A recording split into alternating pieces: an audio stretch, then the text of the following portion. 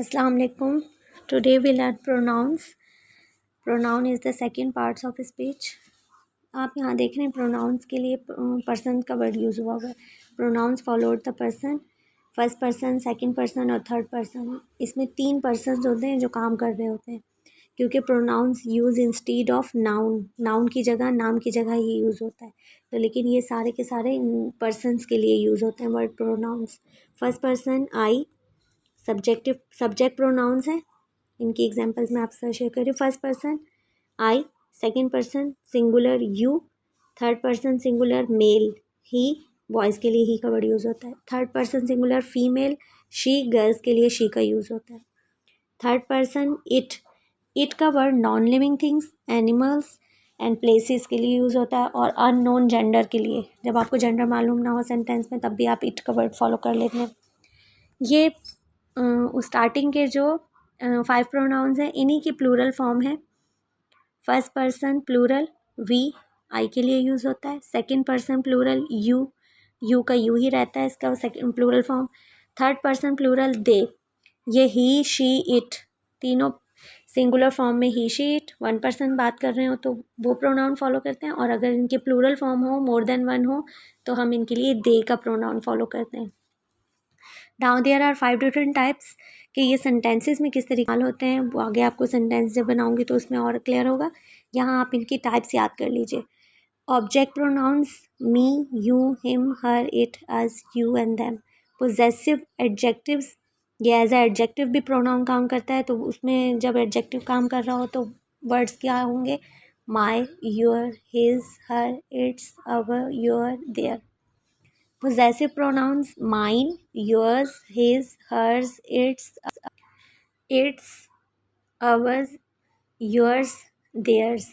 Reflexive pronouns myself, yourself, himself, herself, itself, ourselves, yourselves, themselves. Singular में self है और plural में sales. अब इनकी सेकंड टाइप पे आ जाइए, इंडेफिनेट प्रोनाउन. वो वहाँ पे 5 टाइप्स ऑफ प्रोनाउन की, जैसे objective form, possessive form, reflexive form थी. इस तरह से इंडेफिनेट प्रोनाउंस हैं. और इंडेफिनेट प्रोनाउंस के यहाँ पे वर्ड्स और डेफिनेशन को पहले देख लीजिए. Refers to non specific person, thing और प्लेस. कि जब आपको पता ना हो कि स्पेसिफिक पर्सन, प्लेस और थिंग क्या है, तो फिर आप उसकी जगह इंडेफिनेट प्रोनाउन यूज़ करती हैं. They are used when the speaker or writer does not need to specify the identity of the subject or object. जब हमें किसी की आइडेंटिटी को भी ना बताना हो सब्जेक्ट और ऑब्जेक्ट की, तब भी हम ये इंडेफिनेट प्रोनाउन वर्ड्स यूज़ करते हैं. यहाँ लिस्ट है पर्सन, थिंग्स और प्लेसेस में, के पर्सनस के indefinite pronouns word, things indefinite pronoun word, places indefinite pronoun word. Somebody, something, somewhere, इस तरह से मोर एग्जाम्पल. सेंटेंसेस पे ज़रा ध्यान दीजिए कि किस तरीके से इनका यूज़ हो रहा है. Somebody called for you, anything is possible if you believe, everywhere I go I feel at home, everyone should follow their dreams, something smells delicious in the kitchen, nobody knows the answer to the question, is there anything I can help you with. अब यहाँ आपने देखा sentences में किस तरीके से person, things और places words indefinite pronoun के यूज़ हो रहे हैं. लेकिन यहाँ हमें स्पेसिफिकली किसी नाउन, किसी भी पर्सन का, थिंग का और प्लेस का पता नहीं चल रहा. समबडी, कोई, समबडी कॉल्ड फॉर यू, कोई आपको बुला रहा था. Anything is possible if you believe, कुछ भी मुमकिन है अगर आप भरोसा करें तो. एवरीवेयर, हर जगह. I go I feel at home, everywhere go, हर जगह मैं गया. आई फील एट होम, मुझे घर जैसा महसूस हुआ.